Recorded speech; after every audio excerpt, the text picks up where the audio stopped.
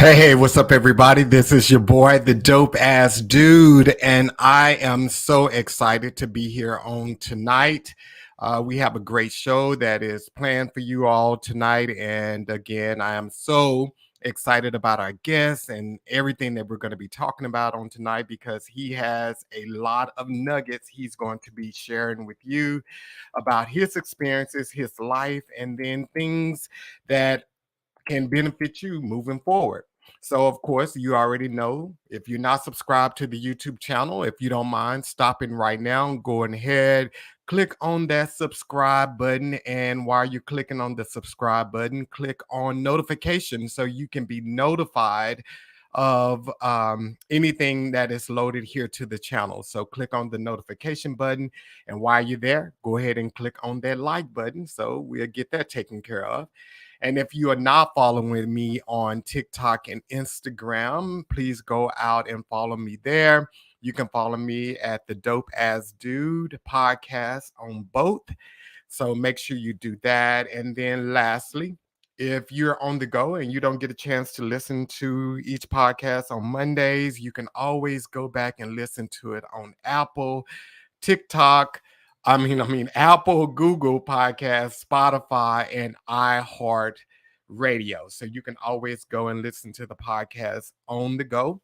And then just a quick shout out to the sponsor of the show, White Tile Luxury Car Detail. I've had my car serviced by them before. And if you're here in the Dallas Metroplex, it's a mobile car detailing business. So they will come to you and detail your car, and they do an amazing job, and they have some pretty good prices. So if you're looking to get your car detailed, make sure you go ahead and hit up White Tile Luxury Car Detail.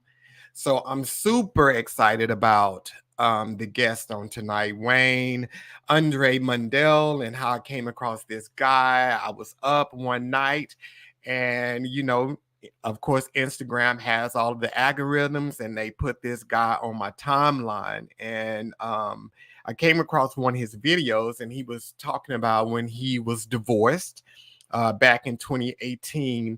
He went on a plan. And I'm going to let him tell you this here, but he went 19 months with no sex and no dating. And I know a lot of you are probably like, dang, that's a long time. But when talking with Wayne and just how he came to this place is fascinating because he was more concerned with the healing of himself before getting into a new situation and tarnishing an innocent person or breaking an innocent person. So he decided to put in the work and work on himself. Now, Wayne is an author, he is a life coach, he is a fitness trainer. And if you haven't gone out already and start following him on TikTok and Instagram, you can go and follow him there. He is on both platforms as I Am Next Level. So make sure you go out and follow him there. And we're going to go ahead and bring him on out because I want him to tell his own story because I'm excited for you guys to meet him. What up, Listen, Wayne? what up? What up? What up? Listen. I'm super grateful for allowing me to be on your platform, just to share authentically. I'm gonna give it away today. I'm gonna give it away. So, Hey, I'm hoping so, man, because like I said, I follow you on Instagram and I've checked out your videos and I've gone back. I didn't just check out your recent videos. I've gone back through your journey and watched, a lot of your videos and I saw how, you know, the um the intentional how intentional you were about being healed and being whole. But before we get there, let's talk a little bit because you're an author. So tell us a little bit about your book and where can we get it from? I do have a book out called The Black Father's Perspective. This is an anthology so that me and nine other fathers kind of share their experience. We wanted to tell America a different story. A lot of the stories in the book are from fathers that are divorced, fathers that are married 2-3 times, and You can get this book on YouTube, or you can get one from me directly. I do sign mines. So you can go to my page on IG at I Am Next Level, click the link in the bio, and I will send you all the book signed by myself. Wow, wow. So what was your process for like writing that? Like what, because when you're writing books like that, it requires a sense of vulnerability, So like how did someone just suggest to you, hey, you should write a book, or did you, is this something you were led to do? So it's actually someone threw my name out there. I'm authentic about sharing, my ups, downs throughout life, and a lot of people are inspired by some of the things that I talk about. So somebody threw my name through to a publisher. The publisher was looking for some Black authors. I wasn't an author at the time, but I knew how to write, and so she asked me would I be willing to share my story. And from there, we kind of blew up. It was on the news. I just did a TV show last week, and well, not last week, about 2 weeks ago. So the empathy, just me being myself, attracted me becoming an author. And inside the book, I talk about my genesis. From my mother and father, me having two children by two different women, me being married, what does co-parenting look like, what is what does healing look like. I really dig in to my own personal journey from the genesis, from being a child all the way up into my healing process. Wow. And I'm glad you said about having multiple mothers, because a baby, children's mother, because our guest from last week, he has five children with four different baby mothers. And he shared a little bit about his experience with that. So was that like, were there any complications with being a father with multiple baby mamas, or was it easy? Um, Everybody I'm just gonna say, I'm yeah. gonna say I'm gonna say it's challenging, right? Both, my ex-wife and my daughter's mom, they have two different type of personalities, um, and it's very challenging. Um, I'm trying to be mindful of what I'm saying because I don't want to start no mess, but I want to say my first daughter's mom is a little bit more fiery. She's got a little bit more fire. So my ex-wife is a little bit more mild or calm mannered. So working with those two different personalities and trying to meet everybody's needs has been the biggest challenge because everybody wants to be first.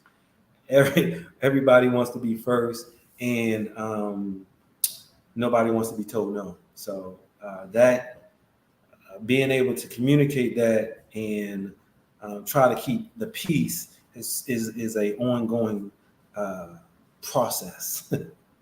Yeah, yeah, I can only imagine that. But I think the good thing that about this your story is that you're not allowing that to keep you from being active in your children's lives, because a lot of guys would just say, well, I don't want to deal with the baby mama, and they would just forget about the kid or just say, I'll pay child support and just move on. But you are, active in both your kids' lives. So that's really commendable to you. Thank you. I appreciate that. Well, I think that, they both challenge me in a way where I allow myself to self-reflect. Some of the things, if I feel like if it's true, I ask myself, if it's true, great. Let me work on it. If it's not, then I just let it fly. Just really being grounded in confidence self has really allowed me to like take what someone, either one of them, saying with a grain of salt. If it's something that I really need to work on, then yeah, maybe I need to work on it. If it's not, then I'm gonna just keep it moving and smile in the process. Wow, wow, wow.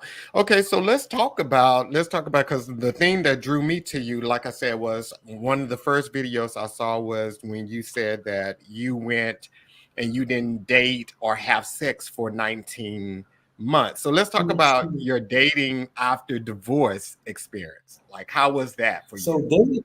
So dating after divorce is it's different. It's different out here because going before I got married, right before I got married, I was a firefighter, I was a paramedic, I still had a landscape business, I was in the real estate. And so after I got married and had a divorce, I ain't have none of that. I was no longer a firefighter. My training business was in shambles. Real estate was in a flux. So financially, I was no longer. I was splitting ends. Now we had a two income household. Now all my funds are being divided. So coming out into the dating scene now is totally is different. It's truly different. The energy is different. The conversation is different. The mindset is different. And so, when I came out of my divorce, as my, I went on some dates.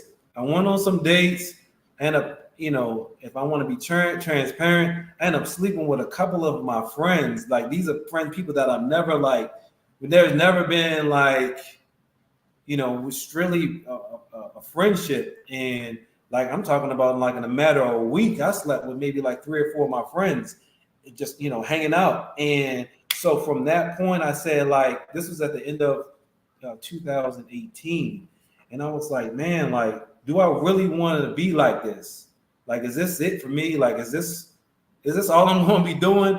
And so I sat. I'm into personal development.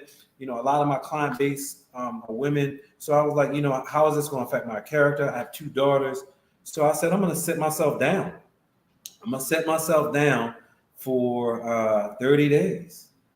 And then from that 30 days, I started creating small little goals, and then another goal. And then I just went from 30 days, and then it was from 2018. Next thing you know, it's 2020, and I didn't even realize I didn't realize that I wasn't sexually active. I just was in a zone where I blacked out. And so when 2020 came, I ended up dating somebody that I met right after I got divorced. And well, let's talk about that, right? Yeah, let's talk about that. So someone I met right after I got divorced, our energy was, we connected so much, and she was afraid of that because she said I still was in husband mode. I still was like,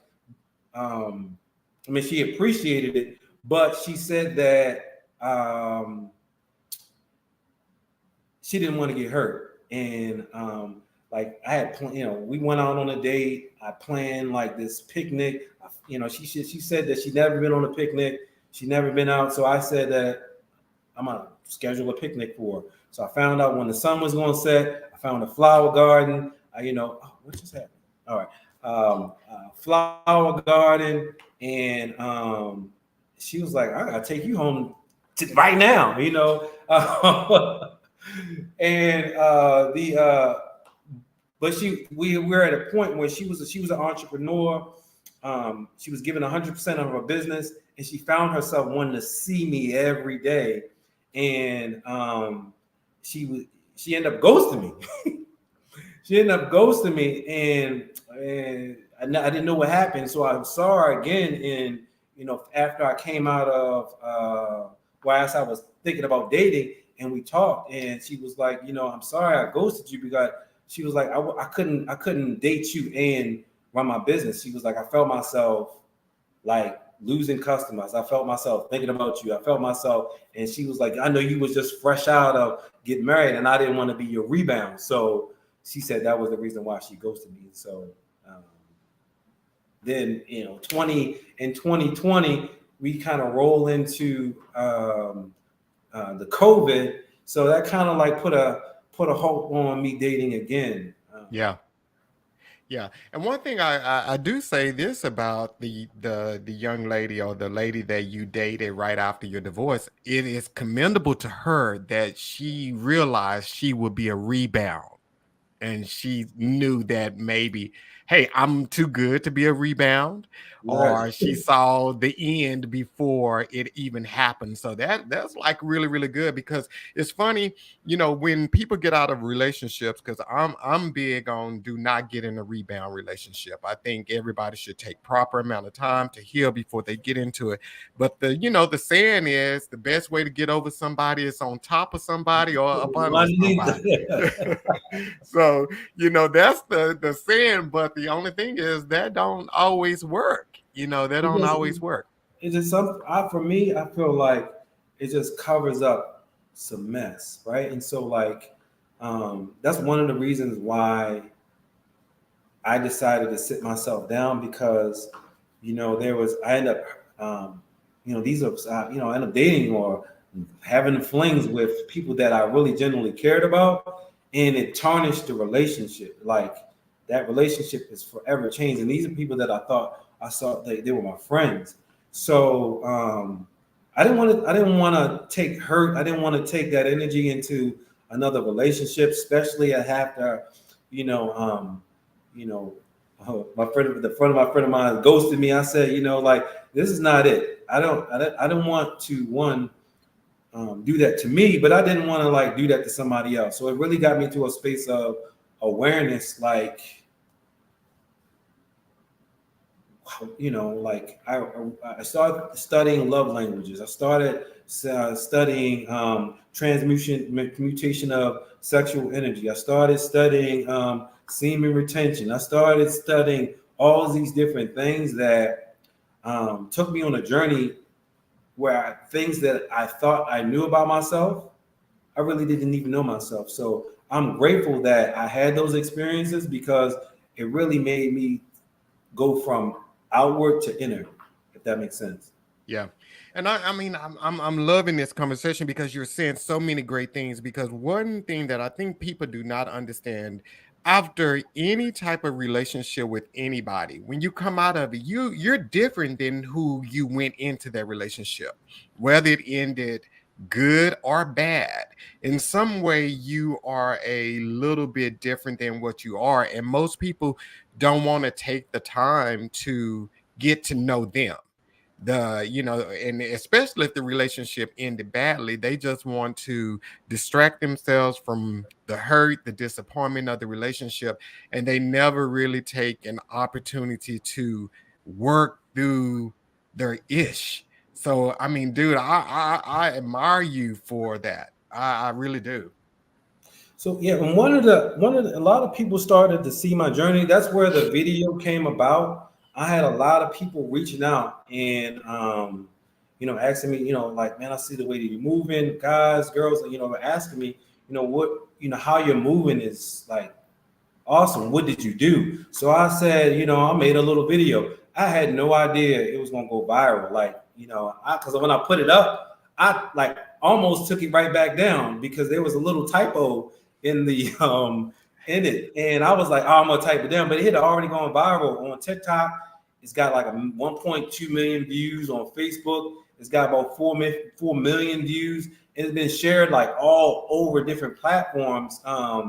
So my intention wasn't even like I was just going to share it with like a handful, like 5 or 6 people. But what it really showed me is that people, when you show your wounds, right, and you show your healing process, you actually give other people the permission to show their wounds. And with that being said, is that you can't heal if you pretend that you were never hurt, right? Most people are walking around pretending that they have never been hurt. This girls and guys, and the reality is that you're can be busy. You can go get your degree, you can make a lot of money, but the other part of that is that's the cover up, because no matter where you go, you have to take yourself with you. And for me, I thought that I was a great husband. I thought I was doing, I was on my part. There was no infidelity.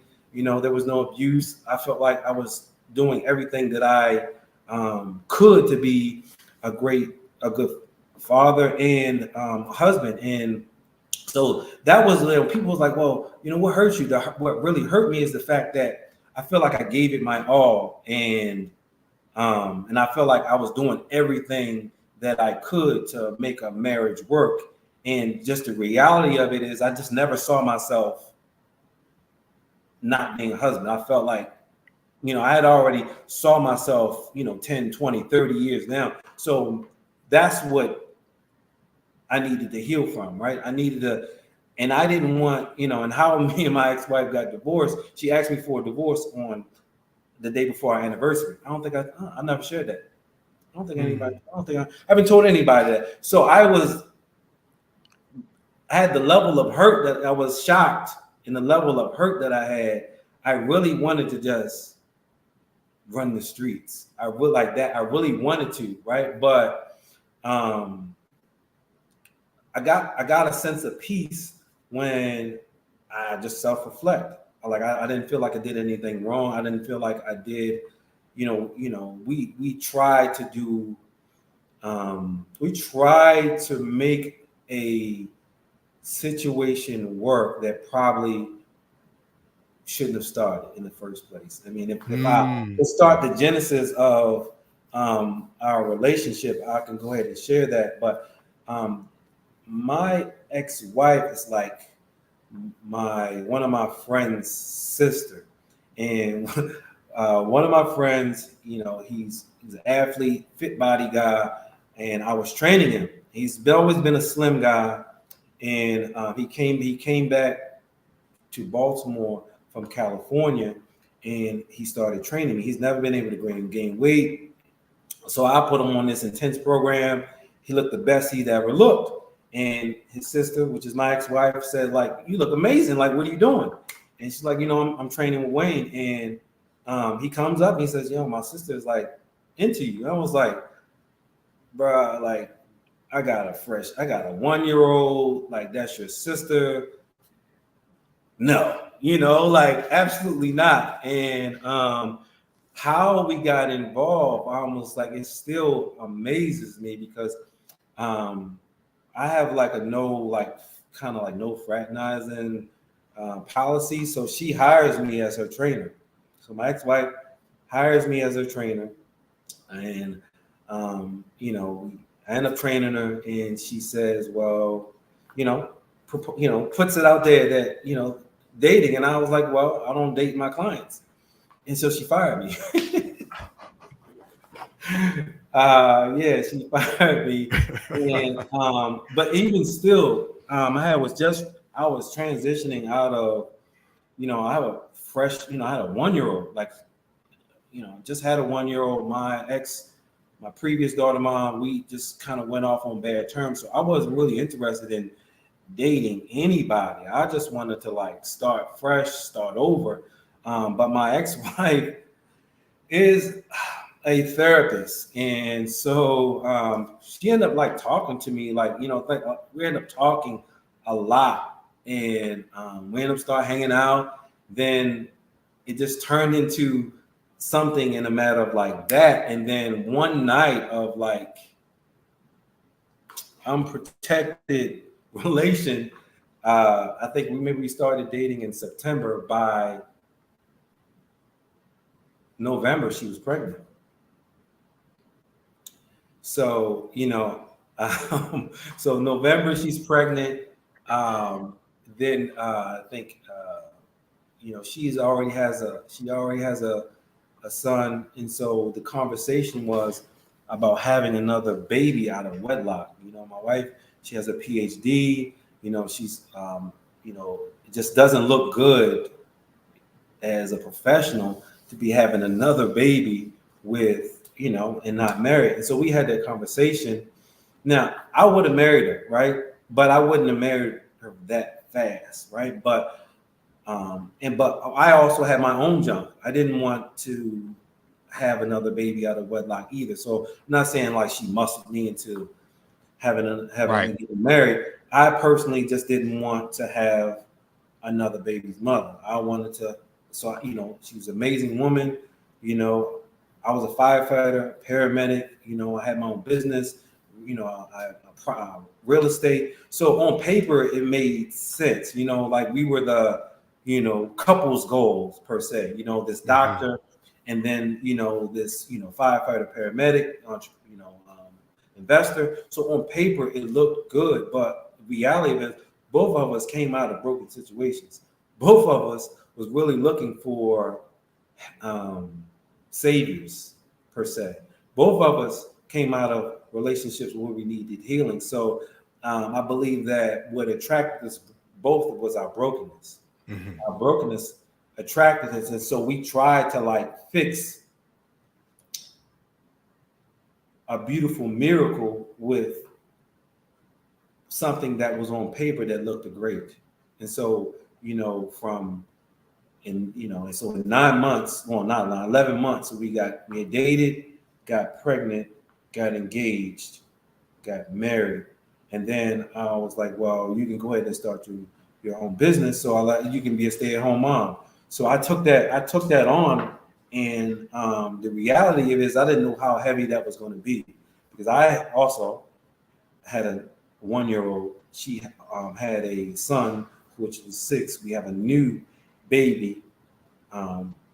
Financially I was doing great, but for me, right, making like a little over 6 figures is good when you're by yourself. But now there's 6 people that's on this same income, the lifestyle is a little different, and even though she didn't say anything, she didn't ask. My ex-wife also has a PhD student loan. So with those additional responsibilities, it made a perfect storm for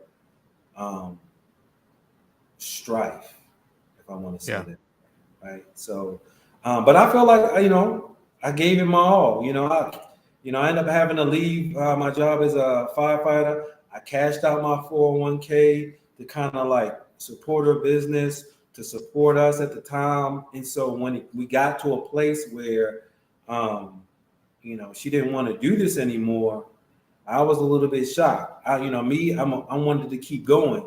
So when she asked for a divorce, that's what hurt me.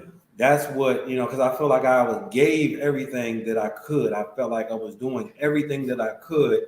So when people ask, like, what happened? Why did you go to therapy? Why did you, because I didn't want to take that hurt, like when a good guy feel like he does his all and it doesn't work, he turns into a villain. And I didn't want to be that guy. I didn't want to be that villain that, stays stuck in that place. And so I surrendered. I surrendered the hurt. I surrendered the pain, and I used it. In the book that I read, it says all things can be used for good. And so I decided this, and if I'm going to have pain, if I'm going to hurt, I'm going to use it in my favor. Yeah. Nice.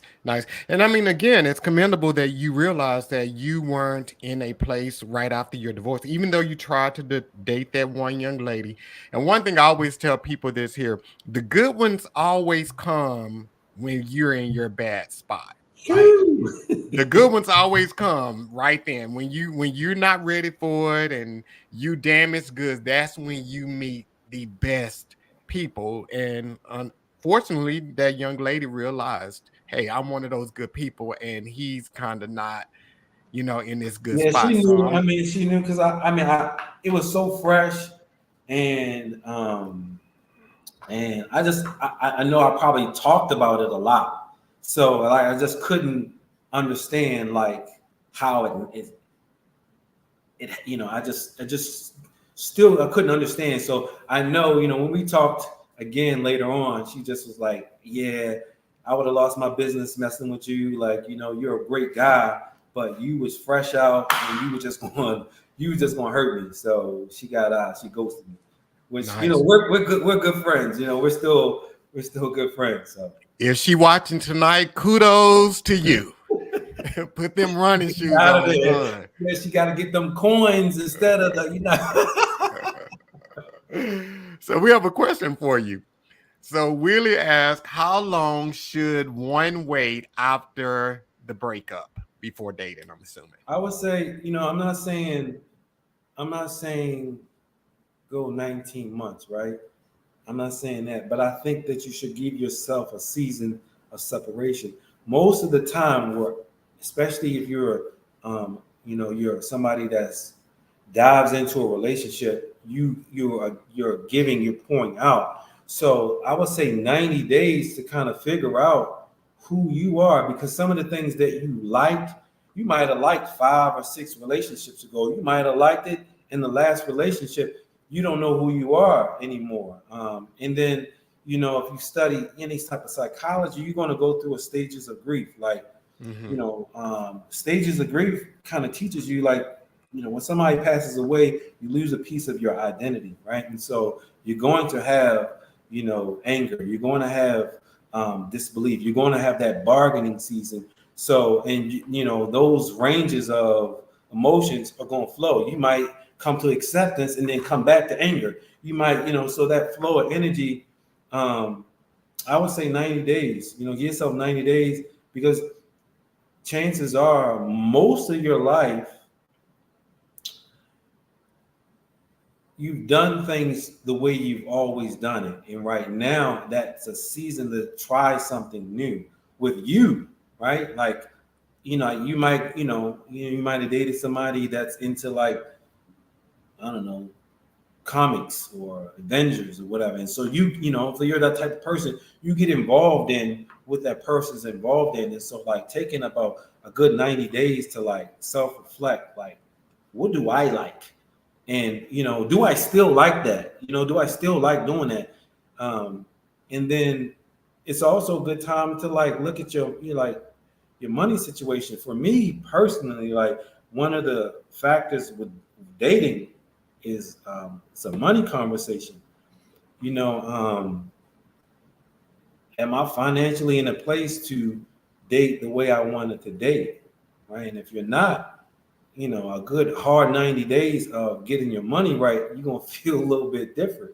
So I would say, 90 days for, your mental, 90 days, in that time for it to self-reflect, and then 90 days to get your bag up. Yeah.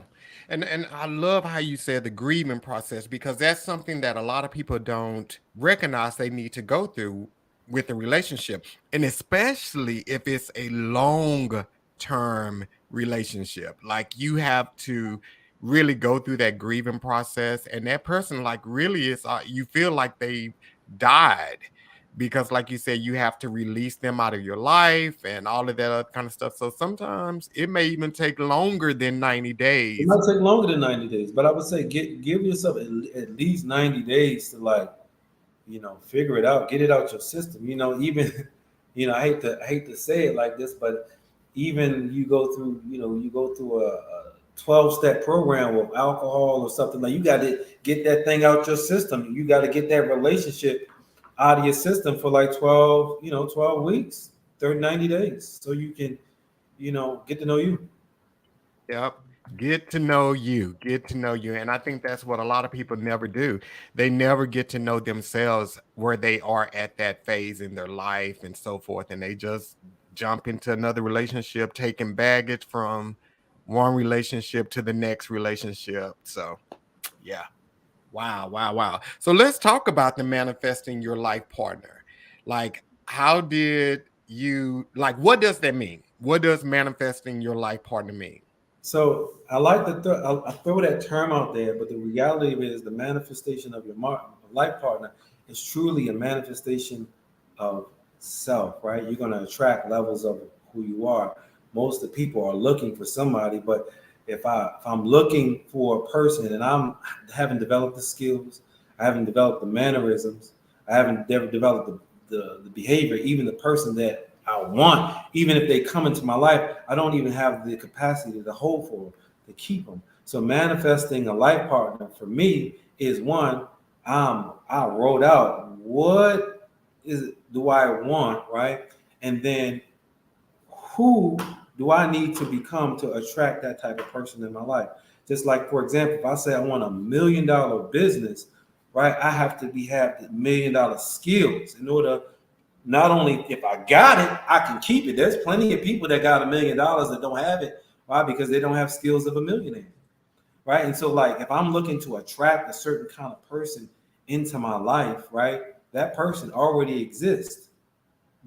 You know, am I somebody that would attract that type of person in my life? And if if I don't have it, if I don't have what I want, chances are I haven't become it yet. Right? Not saying that I don't believe that we live in a state of lack. I think that we're born rich. I think we're born abundant. I think that we have the capacity to add more. Right? And like when a tree starts, you know, this might start with a little leaves, but it doesn't say I'm gonna grow 2 more leaves. It's gonna grow as many leaves. It's gonna grow as high as abundant. It's gonna grow its full capacity. And so when I say that manifestation of self, it doesn't mean I lack anything. It's just know that I have the capacity to become more. There's always another level.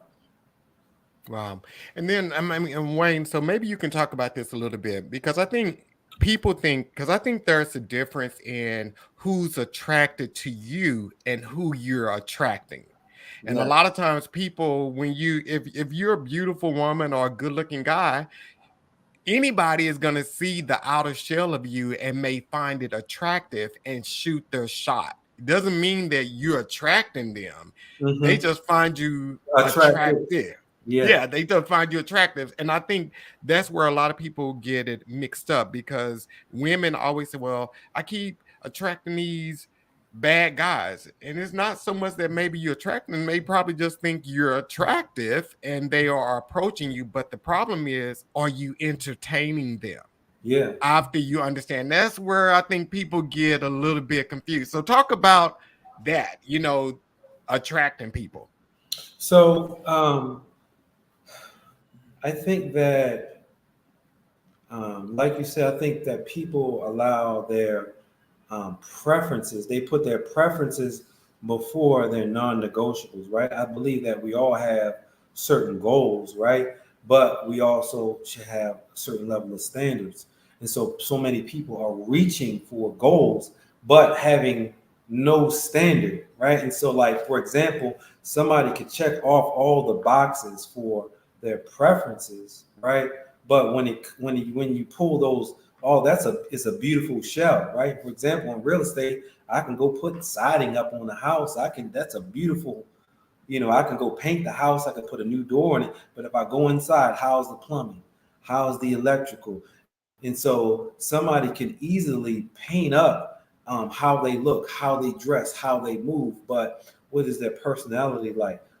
How do they handle money? How do they talk to people? How do people receive them? What's their relationship with their creator? All those things are the non-negotiables. And so I feel like if you allow that energy to you start but here's this, when you start to seek that in yourself, you start to see that in other people, right? If you really start to look at your own habits, your own behaviors, you'll get a better understanding of oh yeah, I like that, but when you're able to look at somebody's lifestyle, I'm like, I'm not attracted to that. And so, but if you haven't done your own self work, you'll be easily led by preferences. So I think that most people allow themselves to be led into situations that they don't want merely based off of preferences. For a girl, a guy could be a certain height, make a certain amount of income, right? But when that can lead them into a situation, but when they pull the layers back, some of it could be capped. Some they could have been faking it. They could have, or you don't know how they got their money, or you don't know how they treat people. So looking at people's when you really look at your own behavior, you'll start to see past. You'll see past the preference, what's pretty per se. I'm not saying that I'm the best looking guy. I'm not saying the smoothest, but I take a look at there's I got a lot of friends that oh, I can't believe that you didn't date her or you didn't go her. I was like, well, she's cool and everything, but when I look at her lifestyle, I'm not attracted to her lifestyle. So it's I don't have to I could be attracted to somebody and and not take it another level because birds of a feather flock together. I know at some point your how you move, how you behave is going to affect how I move. So I'd rather just be cool, be your friend versus, I feel like then people try to force their habits and they come into a situation now. I'm going to try to change this person. All right. I'd rather just let you be exactly you perfectly fine before I met you. Why would I come into your life and try to change how your behaviors to make you fit what I want? I think that's unfair to that person, and that's unfair to me too. Absolutely. So let me ask you this here. So do you think as a man, because somebody probably out there listening right now is probably thinking that, like as men, we have options, whereas women, they have few choices. Like a man can have five different women that would just holler at him, and they don't have to be on his level. They don't have to be everything he wants, but he can go and he can pick and choose from whoever he want to pick. But women feel that they are limited. They don't have all the options because now women are making a great deal of money. They're independent. So they, in some regards, their negotiables, they kind of have to put them on the back line, whereas a man can stand firm to his negotiables. Do you think that is true? Do you think a man has it better when it comes to dating because he has more options than a woman? I'm gonna say it depends on what you want, right? Um, like a lot of men might have a lot of women to date, but the quality might not be always A1. And just because somebody's making a lot of money, like I made a lot of money and I lost a lot of money, so I don't really base the person. I really like to see how a person moves after they lost the money, after, like, you know what I mean. Like it's good to be, it's good to be in a good space when you're up, but like how do you treat people when you're not, right? So to answer your question, do women have less options? It depends on what their non-negotiables are, right? If you got to have a guy that's, like 6 foot, or you got to make a certain amount of income, then like that probably it might limit your options because there's a certain percent of guys that are only making a certain kind of money. So like you really got to define what your non-negotiables are. If it's how somebody treats you, how I'm not saying like you got to be, you got to pick somebody up off the ground and dust them off and like fix them up, but like certain behaviors, how somebody moves, how somebody talks, their relationship. There's been a time, like, if I'm being honest with you, there was a time I didn't say I had to, right? I don't say that I had to, but there was a time that I slept in my car. So when I started over, I had a smoothie business. I had a couple, I had a property that I sold. I had to start over from scratch. I was so much in debt with taxes. If you guys are making some money, you make sure that you save some money to pay the IRS because they coming for their money. You understand? So you decide you want to make some bread, you better save some tax money because they're not playing. Right? They will come, they will come in your account until you thought you had some money, it's gone. But that's another conversation, right? That's a whole nother conversation. So there was a season that I had made some business decisions, right, that didn't pan out. Now, I could have easily, like, I'm gonna go date some girl and try to lay with some girl, but one of my things my father says, like, don't he my father would say, don't ever get comfortable trying to live off of a woman. So I had family that I could have stayed with, but I knew I made some personal business mistakes. And I was like, well, I made these decisions in business. So I slept in my car for maybe like a couple of weeks. Oh, wow. Couple of weeks. and I still had, it wasn't like I wasn't making money. I had bills. I still had like $5,000 worth of bills. So it wasn't like wasn't making any money. I just didn't have enough money to like go move. I didn't want to be a burden on somebody, and maybe my ego got in the way. I didn't want to ask for help. So, nobody knew. I slept in my car. No, so with that being said, somebody could have easily passed up on me and like, oh, he's a bum.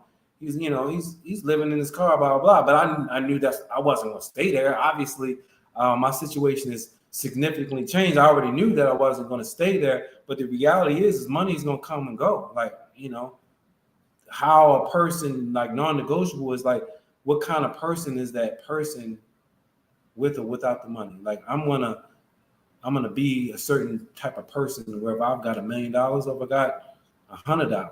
So to answer your question, there's a limited amount of men based off of what your non-negotiables are. And if your non-negotiables have nothing to do with character, then yes, there's going to be sure. There's a lot of guys that are out there that have amazing character, and maybe they haven't, like your one decision from your $1 million idea. It's like money can come like that. It's just a basic. If you can make $1, you can make $1 million.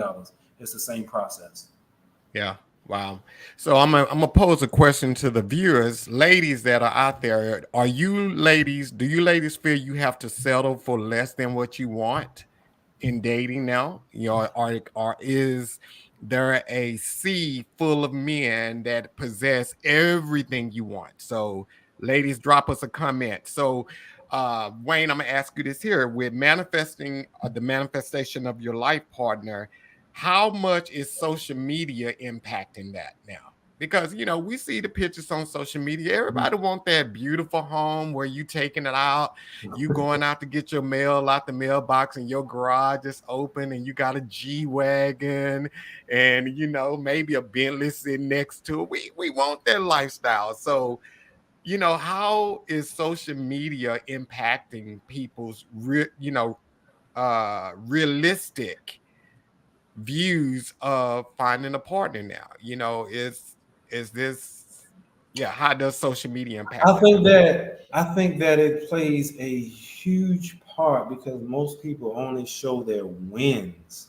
Nobody really talks about that. And so there is, I would say 100%, there's a false narrative of what's possible, right? Like, not saying it's impossible, like the G-Wagon, all that stuff is cool. These are things like, you know what I mean? Like, if we, I try to put things in perspective, like, if God's looking down, and all that stuff is small if you're looking from a higher perspective. So all those things could be obtainable. So I think social media, the negative part is that thinking like that's what makes the relationship. It doesn't. That doesn't, like, like these are things that can be acquired. Like, if you put enough energy and focus in it, I don't think that there's nothing that you can't like acquire, right? As far as things wise, and I'm not trying to minimize having things. It's like we all want to have nice things, but the reality is that that's not it.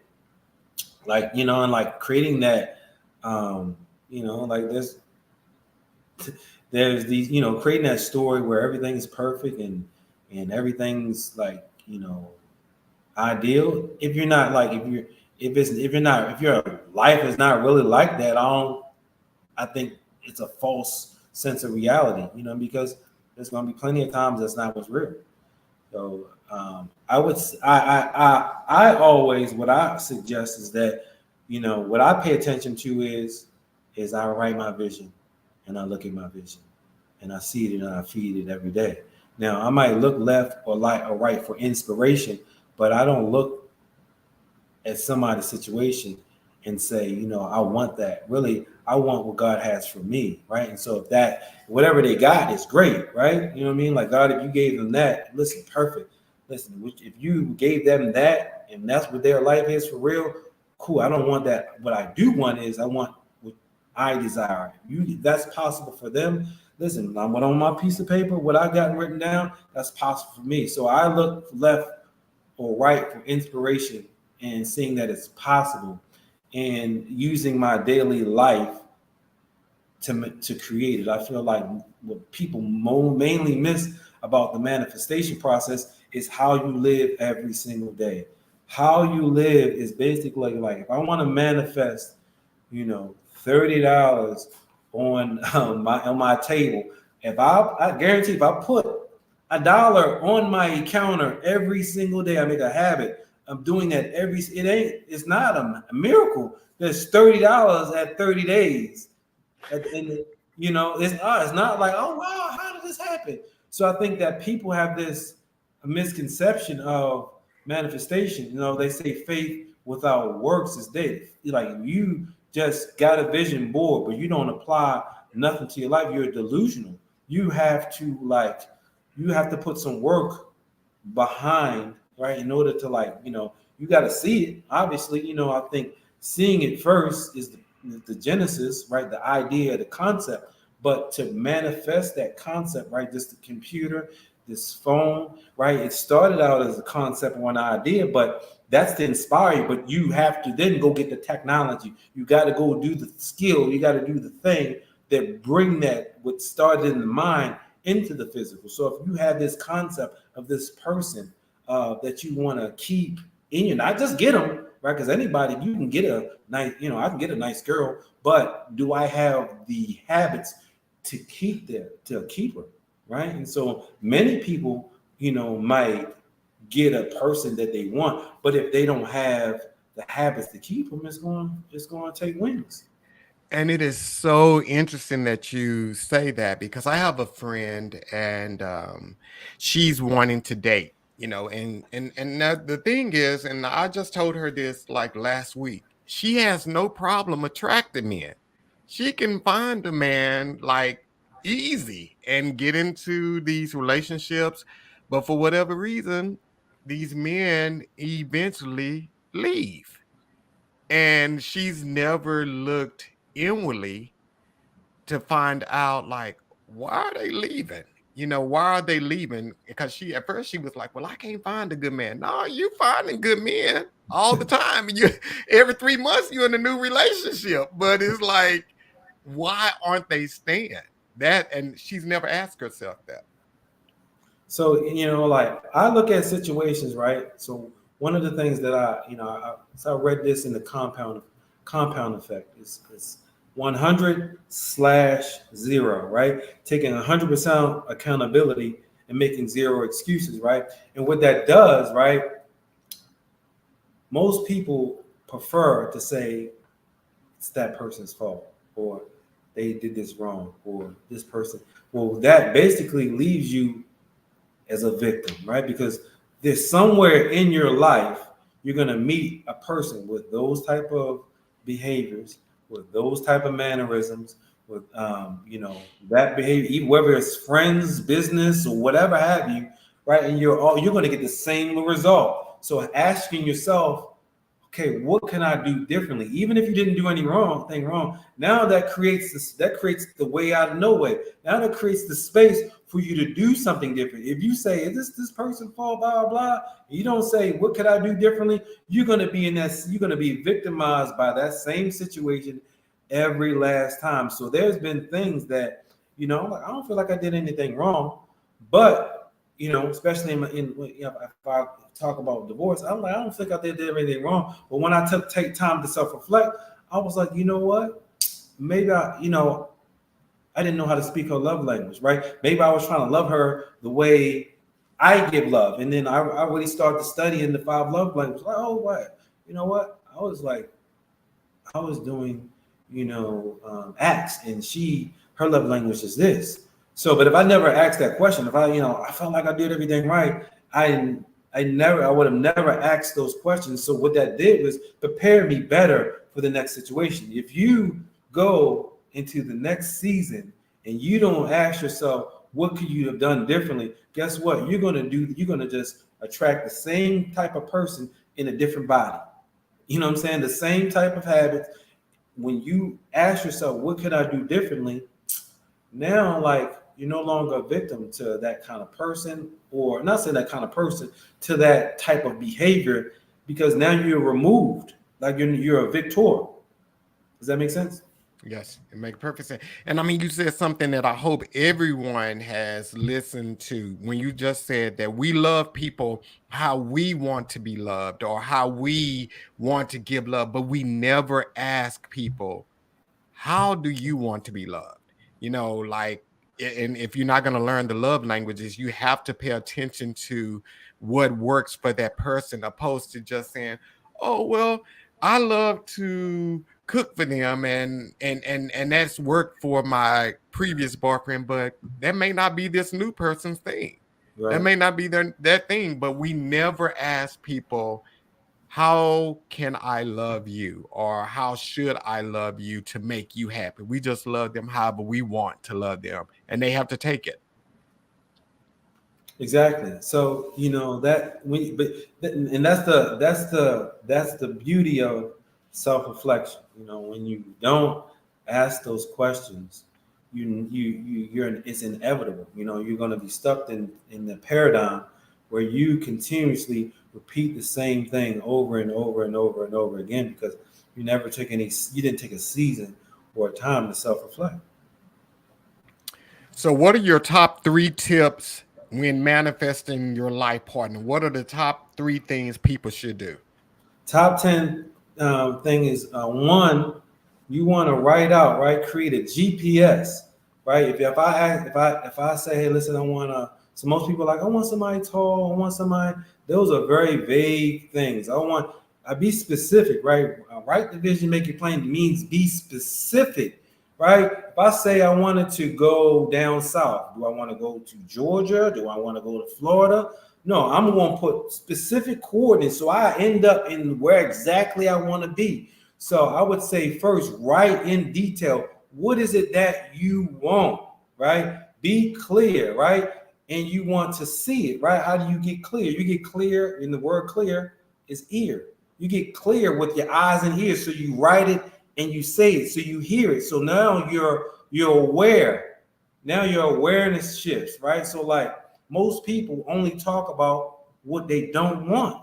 I don't want a guy to this. I want a guy to this. Guess what? You're hearing it. That's what's going to your heart. So guess what? That's what you're gonna see. Just like if I have a Mercedes, right? I'm gonna see Mercedes all the time because that's where my awareness is at right now. Because so if I talk about what I don't want, I don't like guys in this. I don't. Guess what? Your subconscious mind is gonna program for you to see what you're talking about, what you're hearing. So I would say write down specifically what you want and say it so you can hear it. So now you're more aware, right? Second thing is like self-reflecting. Am I somebody and where I'm at? Just like just saying I'm a caterpillar, right? I'm a beautiful caterpillar. I'm amazing how I am, but I want to fly. I want to become a butterfly. Am I a butterfly now? No. Okay. What does I have to do? What season do I need to go through to manifest myself so I can fly? So I can attract, right? And so like, if I'm a caterpillar, I might not be able to get to a certain flower because the level I'm on. Not saying that I'm a bad, just the level I'm on, I can't get to this certain flower. I've got to go through a season of manifestation. I got to go through a season of metamorphosis. So now I got wings. So the flower that I want, that I really want to have in my life, I've become that person to attract that type of flower. You got to ask yourself, when I wrote this down, that's when most people want to say they perfect. Most people want to say ain't nothing wrong with me. They want to say they want to say that. Well, that's working for you. Keep on doing that. So second thing is write everything down. Write everything down. And then lastly, like create some simple habits that you can do every day. When you see it and then you self-reflect and you have simple habits, it's almost like it's automatic. Like you end up the manifestation process becomes a journey. A lot of people ask me, did you find her yet? I'm too busy enjoying the ride, right? I'm into, like the destination really doesn't matter to it. What really matters the most is who I become in the process. How I become during this journey. You talking about your life, right? This is, when we live the dash, that little dash when we were born, and then this is the end. That dash that represents our life. Who did I become in between? So I think that's a major key, that people are so in a rush to get to this person. I want to hurry up and get married. I want to hurry up and find my husband. I want to hurry up and find my wife. Well, who did you become before you got it? And so if you really take that time to say, I'm gonna have some simple habits. So like when I have that person, I really took the time to develop the habits on a subconscious level to keep it. It's all now when it come into my life, I don't drop the bag. I've already hardwired that into my subconscious mind. Now I can keep it. It's automatic. Wow. I love how you said I'm too busy enjoying the ride. And people do not enjoy the ride. They just want to get to the destination. That's all they can see. So they don't understand the ride to get there. They never just take an opportunity to just enjoy the experience of finding that person, like you said, developing yourself and getting to know what you love to do and who you are. That's a part of the ride. And when you're on that ride, you find out some pretty amazing things about yourself. But if your focus is on being in a relationship, all you're gonna do is have a bumpy road that you're traveling. Bumpy road, you ain't see nothing. You ain't see nothing doing around you here. I don't know how I got here. You want to I really want to be mindful of what did I learn about myself? And I think that people give the responsibility of other people to make this person didn't make me happy, right? Well, if you don't know how to make you happy, how do you give somebody else the responsibility of something that you couldn't even do yourself?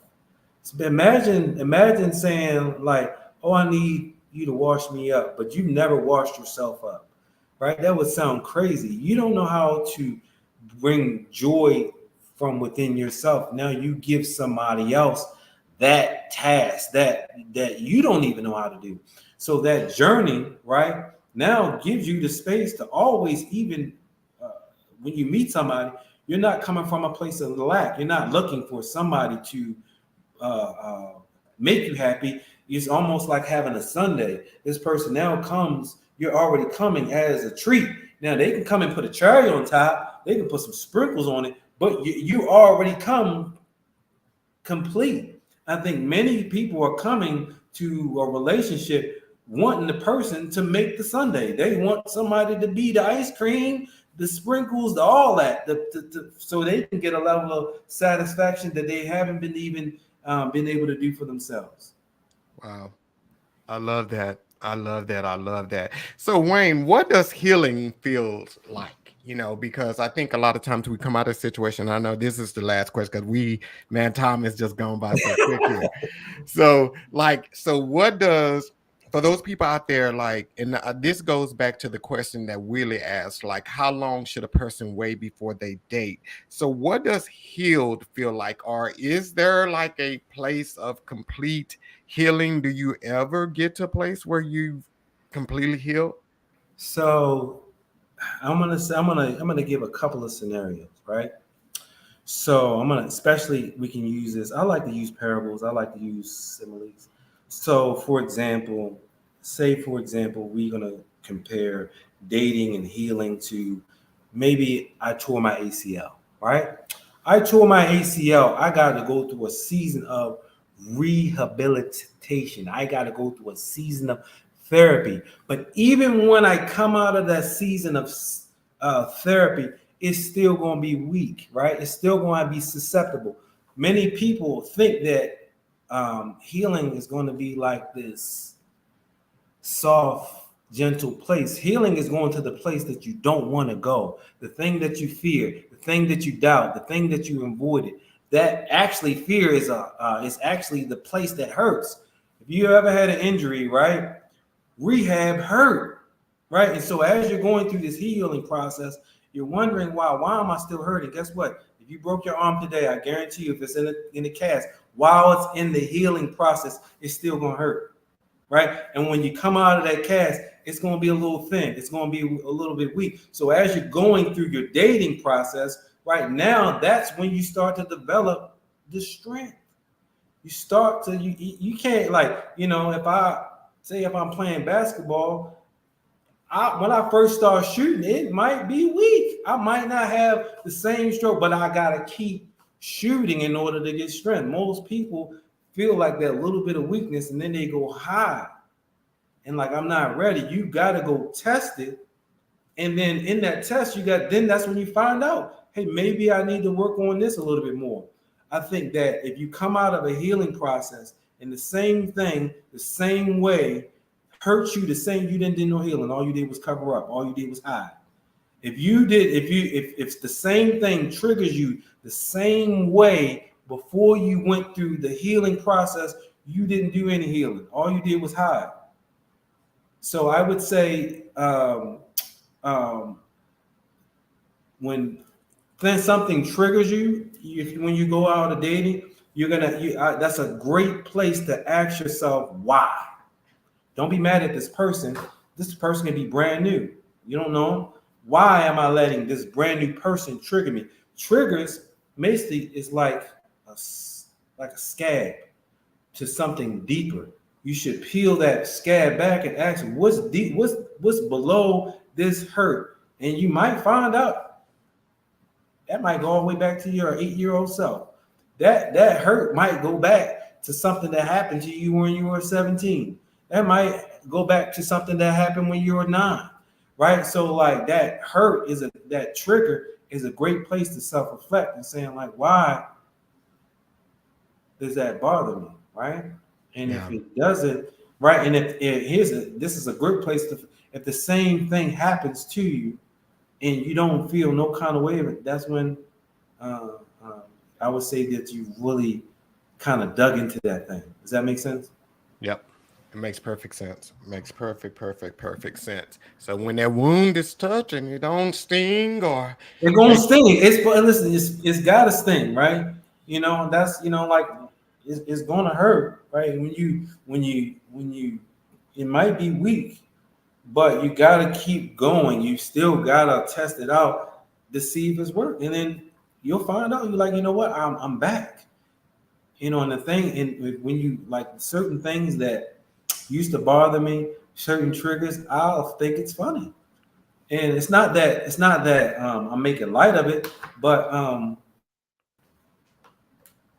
like, I've learned certain principles, and I've done the work of practicing it. So that's why many people think like I'm like nonchalant or whatever. It's not even that. It's just that, like,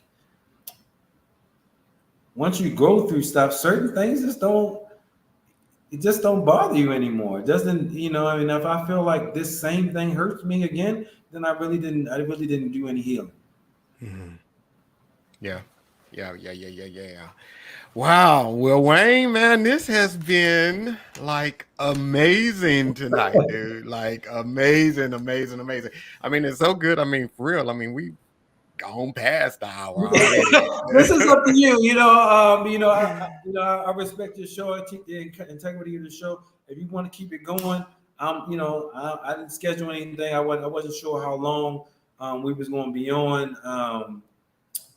If anything, anybody has any questions, or if you guys have some questions, put your questions down there.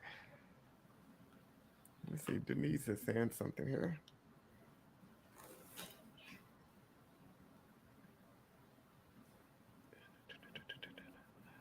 She said, don't hide. So she's pretty much agreeing with what you said there. Okay, cool, Denise. Anybody have any questions out there? Anybody got any questions on IG? We got it. There we go.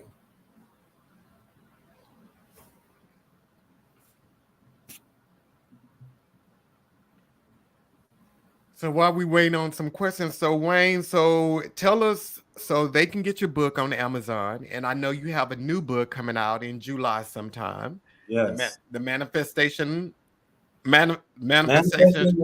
Manifesting your life partner. The hard work is the heart work, right? The hard work is the hard work. So if you want to get my original book, the Black Father's Perspective, you can get that on Amazon, or if you want to get it from me direct, you can hit me on IG at I am next level. Just click the link in my bio. I send them out personally. I got books here. I got some going out tomorrow. I sign them, and it's a greater value. And then my new book coming out, Manifesting Your Life Partner. The hard work is the hard work. Really going to go through like some seasons and stories of what does healing look like, and what are some practical steps. Self-reflecting, creating. I talk about instead of vision boards, creating vision environments. You have to experience it before it happens. Many people are waiting for it to happen. Well, how do you know what it looks like before you have it? So talk about getting in tune with all five of your senses, right? What environment? What is it going to smell? How are you going to feel? What is it going to look like? That's in the book, and really giving people not just some fluff, some real action steps, right? Not just saying, hey, this is a good story, but how can I really apply it to this life? The success for me is somebody following the steps and really attracting what they desire into their life. And so I'm looking forward to that. And then, I want to go on tour and do some speed dating and all that kind of stuff. Allow people to create some introduction and just have some good conversations and around some good people. Nice. And I'm going to encourage everyone to go on Wayne's IG page and get his book. And so this is a quick tip for everybody that's out there. So you can buy Wayne's book off of Amazon, and they may sell his book for $20. Wayne don't get that $20. Amazon, everybody get their cut of that. He probably get 25% of that. I'm just gonna I might get like $2. Like I might. So it's always best to purchase things most times from the author. So if you're at a book event, get the book there while you're there with the author, because they get more money opposed to you buying it on Amazon. So, we know Wayne. If Wayne don't come through, just report him to Instagram, get his account blocked. Go ahead. But support the brother. I appreciate it. I'll make sure that I sign the book and put something special in there, because I want people to feel like, I want them to get something from it. So. Yeah. And so this is the final episode for season 3. We will not be back until July 24th. So we have 5 weeks off, but in that interim, so starting next Wednesday, this is going to be a pre-recorded thing that's going to kick you guys off. It's going to be called the DM Show. So it's the Dope Morning Show, but it's a podcast or like a 20-minute segment that's going to be dealing with DM messages, dating mistakes, and so forth. So I'm going to get Wayne on here on one of those episodes. It's only going to be 5 weeks. It's during the interim of seasons. And I'll get Wayne on here, and I have other co-hosts with me, and we're just going to be diving into some DM messages. So if you guys have received some crazy DM messages on Instagram or Facebook, and you want us to talk about it on the podcast these next couple of weeks, drop me a DM on IG. You know my IG name, The Dope Ass Dude, and drop it on there, and we will talk about it. And it's going to be a fun show. So it's going to come out every Wednesday at 6 a.m. It's going to hit YouTube, Apple Podcasts, all of those media outlets at the same exact time. So when you wake up on Wednesday morning, it's already there for you to kick your morning off with us. So I don't see any other questions out there. But Wayne, thank you so much for coming on, man. Man, I appreciate the platform. I appreciate the questions, the energy. And I'm looking forward to coming back on and absolutely make an impact. Yes, sir. Yes, sir. So, everyone, thank you for tuning in this season. And season 4, like I said, it kicks off in July. It's going to be an amazing season coming up and hit the 1 year anniversary on August 5th. So, got a lot of great things that's going to happen even around that time. So, make sure you subscribe to the channel and make sure you subscribe on Instagram and on TikTok. And then again, go follow Wayne now and get your book from him on IG. So go ahead and do that. And everyone, we'll see you actually next Wednesday for the DM show. Peace. Peace.